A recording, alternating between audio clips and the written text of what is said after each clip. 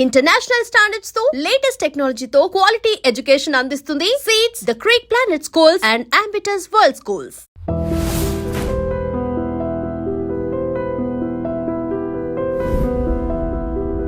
గజాననం భూతగణాధిసేవితం కపిధ్వజం భూఫలసారభక్షణం ఉమాసుతం శోక వినాశకారణం నమామి విఘ్నేశ్వర పాదపంకజం. శ్రీమాతా శ్రీ మహారాజ్ఞి శ్రీమత్ సింహాసనేశ్వరాజిదగ్నికుండ సంభూత దేవకార్య సముద్యత. పూజారి గారు అర్చించేయండి.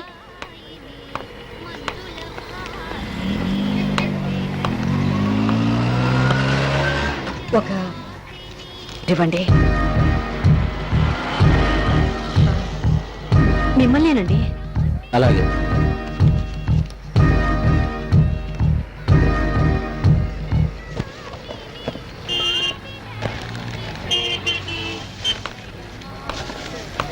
పదండి వెళ్దాం. లక్ష్మి, నువ్వు మందు బాటిల్ కొనిస్తున్నావేంటి? అవునండి, మా అబ్బాయి కోసం కొని తీసుకెళ్తున్నాను. ఏంటి, కన్న కొడుకు మందు బాటిల్ కొని తీసుకెళ్తున్నావా? ఏ, మీ పిల్లల కోసం మీరు ఏమి కొని తీసుకెళ్ళరా? ఎందుకు తీసుకెళ్ళను? వాళ్ళకి ఇష్టమైన చాక్లెట్లు ఐస్ క్రీమ్లు తీసుకెళ్తూనే ఉంటాను. మీ పిల్లలకి చాక్లెట్లు ఐస్ క్రీమ్లు అంటే ఇష్టం, మా అబ్బాయికి ఈ మందు బాటిల్ అంటే ఇష్టం. అందుకే వాళ్ళ కోసం కొని తీసుకెళ్తున్నాను. Good morning madam. Good morning Anjali. ఎందుకమ్మా ఫంక్షన్ అంతా అయిపోయాకొచ్చావు? చూడు నీ ప్రైజెస్ అన్ని ఎలా మిగిలిపోయాయో. ఎందుకింత లేట్ చేసావు? నాకెందుకో ఫంక్షన్ కి రావాలనిపించలేదు మేడం. దేనికి? నా ఫ్రెండ్స్ అంతా వాళ్ళ పేరెంట్స్ తో డాన్స్ మీదకి వచ్చి ప్రైజెస్ తీసుకుంటారు, కానీ నాకు పేరెంట్స్ లేరు కదా మేడం. ఒక్కదాన్నే స్టేజ్ మీదకి రావాలంటే ఎందుకో బాధ కలిగింది మేడం. నీలాంటి బ్రిలియంట్ స్టూడెంట్స్ ఎప్పుడూ డిసప్పాయింట్ అవ్వకూడదు. ఇదిగో నీ ప్రైజెస్ అన్ని ఇప్పుడు నీకు ప్రెజెంట్ చేస్తున్నా. అంజలి సంగతి తెలిస్తే ఎవరైనా బాధపడతారు. పేరుకు మాజీ సిటీ మేయర్ మనవరాలు. పాపం, అమ్మా నాన్న ఉన్నా ఎవరూ లేని అనాథననే ఫీలింగ్ తో పెరుగుతుంది.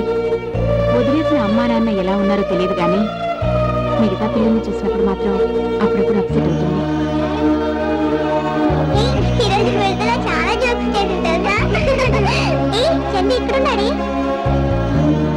చందు, బస్ వెళ్ళిపోతుంది, రారా. నేను రాను, మమ్మీ దగ్గరికి వెళ్తున్నాను. అదేంటి, నువ్వు ఉండేది మీ డాడీ దగ్గర కదా? మా మమ్మీ నేను కావాలని కోర్టులో కేసేసింది. లాయర్ అంకుల్ నన్ను మా మమ్మీ దగ్గరికి పంపించారు. అలాగా? అదిగా బస్ వచ్చేసింది.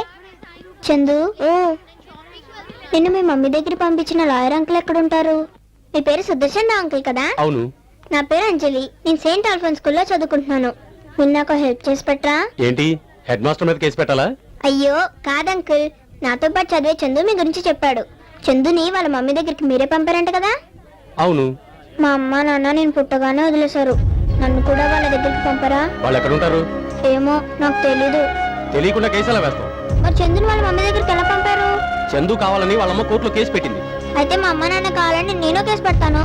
లిల్లీ పోవంతలేవు, లీగల్ పాయింట్స్ మాట్లాడుతున్నావే, తప్ప. అంకుల్ అంకుల్ ప్లీజ్ అంకుల్, నా మాట వినండి అంకుల్. నన్ను మా మమ్మీ డాడీ దగ్గర పంపించండి uncle. Uncle please uncle, uncle నా మాట వినండి అంకుల్. అంకుల్ నా మమ్మీ డాడీ దగ్గర పంపించండి.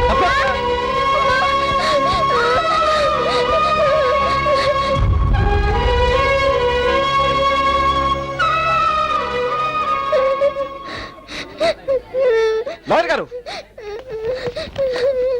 మిమ్మల్ని పాపను ఎందుకు తోశారు? ఎందుకా? ఆ పిల్లని వాళ్ళ అమ్మ నాన్న వదిలేశారట, కోర్టులో కేసు పెట్టి వాళ్ళని అప్పగించాలట. నేనేదో ఖాళీగా ఉన్నట్టు పిల్లతనంగా నా వెంటపడి మరీ అలరి చేస్తుంది. పిల్లతనం అని మీరే అంటున్నారుగా, అలాంటప్పుడు ఏదో సర్ది చెప్పి పంపించాలి. సర్ది చెప్పే టైం నాకు లేదు. అయినా నువ్వు లాయర్వేగా, ఆ పాపను సంకరించుకుని చందమామను చూపిస్తూ ఆ సర్ది చెప్పేదేదో నువ్వే చెప్పు.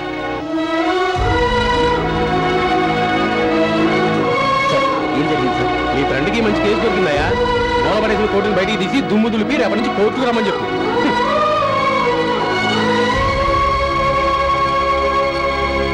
హ్యాపీ బర్త్డే రా.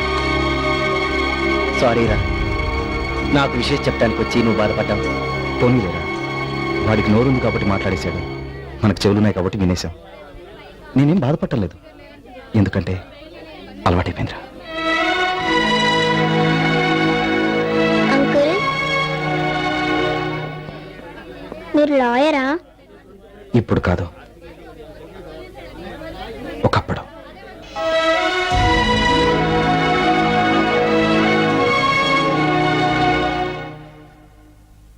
Excuse me.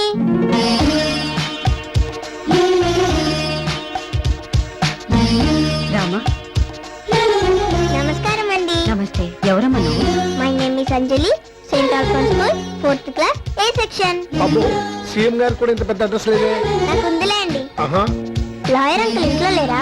లేడే, వాడితో నీకేం పని? మీరు వాళ్ళ అమ్మగారు కదూ? అవును, నీకెలా తెలుసు? అంత పొడుగాటి మనిషిని పట్టుకుని వాడు అన్నారంటే మీరు అమ్మే అవుతారు కదా. నీ లాజిక్ బానే ఉంది. అసలు ఎందుకు వచ్చావో చెప్పమ్మా. మీతో చెప్తే పని కాదు, అమ్మ చెప్తే పిల్లలు వింటారు కదా. అలా అని అంటారు. నన్ను మా అమ్మ నాన్న వదిలేశారు. వాళ్ళని వచ్చి నన్ను తీసుకెళ్ళమని కేసు పెడదాం అనుకుంటున్నాను. మరి మీ అబ్బాయికి రికమెండ్ చేసి పెట్టరా? ఎందుకంటే నవ్వుతున్నారు? నీ వయసు ఎంత? 7 సంవత్సరాలు. దాదాపు 8 ఏళ్లగా నా కొడుకు నాతో మాట్లాడడం మానేశాడు. ఎందుకు మానేశారు? మీ మీద అలిగారా? అర్థమైందిలేండి, మీరు ఆయన్ని కొట్టుంటారు. అవునమ్మా, వాడి జీవితానికి సరిపడా పెద్ద దెబ్బ కొట్టాను.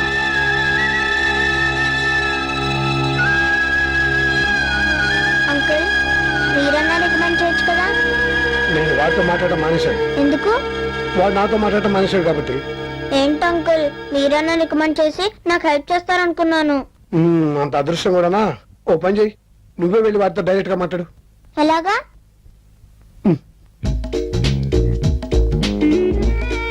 అంకుల్,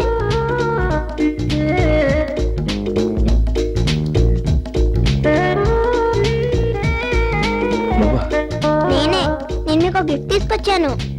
గిఫ్టా? మీకు మంది అంటే ఇష్టం, నాకు అమ్మా నాన్న అంటే ఇష్టం. నేను మీకు మంది ఇస్తాను, మీరు నాకు అమ్మా నాన్నని ఇవ్వండి. నా దగ్గర చాలా పాకెట్ మనీ ఉంది. మీకు కావాలంటే ఎన్ని మందు బాటిల్స్ అయినా కొనిస్తాను. నా గురించి ఏమనుకుంటా? చిన్నపిల్లవి, నీకు కూడా నేను తాగుబోతులా కనిపిస్తున్నానా? వెళ్ళి కంచి, ఇంకోసారి నాకు కనిపిస్తే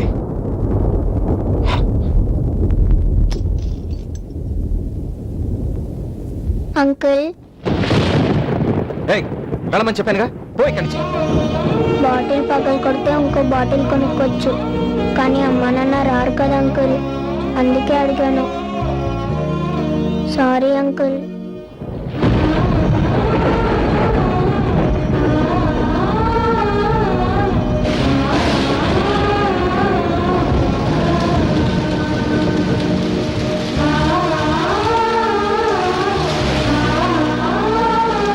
బాటిల్ పగలు కొడితే ఇంకో బాటిల్ కొనుక్కోవచ్చు, కానీ అమ్మా నాన్న రారు కదా అంకుల్.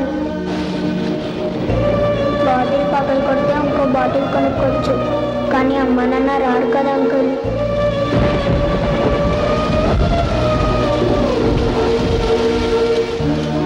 అంజలి,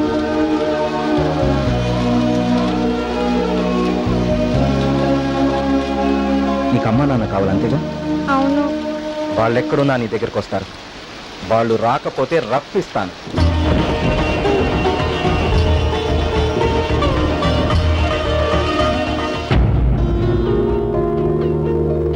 యువరానా, ఇప్పటి వరకు మన న్యాయస్థానాల్లో ఎన్నో రకాల కేసులు పరిష్కరించాం. ప్రజలు తమకు అన్యాయం జరుగుతున్నప్పుడు ఎంత చిన్న విషయానికైనా సరే న్యాయం కోసం పోరాడే అవకాశం కల్పించాం.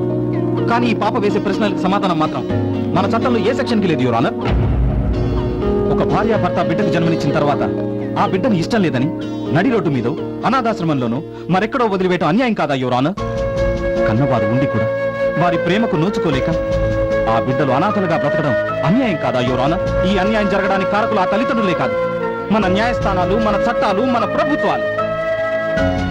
నో పార్కింగ్ ప్లేస్ లో స్కూటర్ పార్క్ చేస్తేనే 50 రూపాయల ఫైన్ కట్టించే మన ప్రభుత్వం బాధ్యతలను గాలికి వదిలి పిల్లల్ని ప్లాట్ఫామ్ మీద వదిలేస్తే తల్లిదండ్రులకి ఏ శిక్ష విధిస్తోంది యువరానా?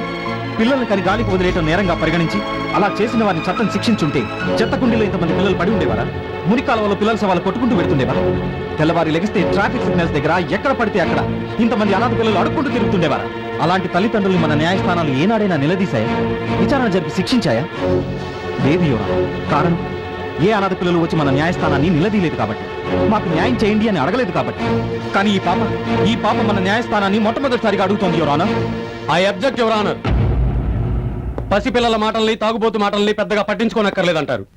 ఎప్పుడూ తప్పదాగి రోడ్ల మీద పడిపోయే ఈ లాయర్ గారు 8 సంవత్సరాల తర్వాత ఈ రోజు కోర్టుకు వచ్చి ఏదో పిచ్చి పిచ్చిగా మాట్లాడుతున్నారు. ఒక మైనర్ కోర్టుకెక్కే అర్హత ఎక్కడుంది యువర్ ఆనర్? ఏ అర్హత లేని ఈ పిల్ల కోసం మన టైంని వృధా చేసుకోవడం అనవసరం. యువర్ మైనర్ కి కోర్టుకెక్కే అర్హత లేదు, నిజమే. అలాని ఈ పిల్లకి న్యాయం చేయకుండా పంపించేస్తే ఇక మన న్యాయస్థానాలకి విలువే ఉంటుంది యువర్. ఒక మైనర్ కి అన్యాయం జరిగితే వాళ్ళ తల్లిదండ్రులే దారుణమని న్యాయం కోసం పోరాడతారు. కానీ ఈ కేసులో తల్లిదండ్రులే దోషులు. ఇటువంటి పరిస్థితుల్లో ఈ పాప న్యాయం కోసం ఎలా పోరాడుతుంది యువర్? అన్ని కేసుల్ని చట్టం దృష్టితో చూస్తే న్యాయం అన్యాయం అవుతుంది. మానవత్వంతో ఆలోచిస్తేనే కొన్ని కేసులు పరిష్కారం అవుతాయి. కాబట్టి న్యాయస్థానమే గార్డియన్గా వ్యవహరిస్తూ ఈ పాప కేసు టేకప్ చేయవలసిందిగా కోర్టు వారిని కోరుతున్నాను.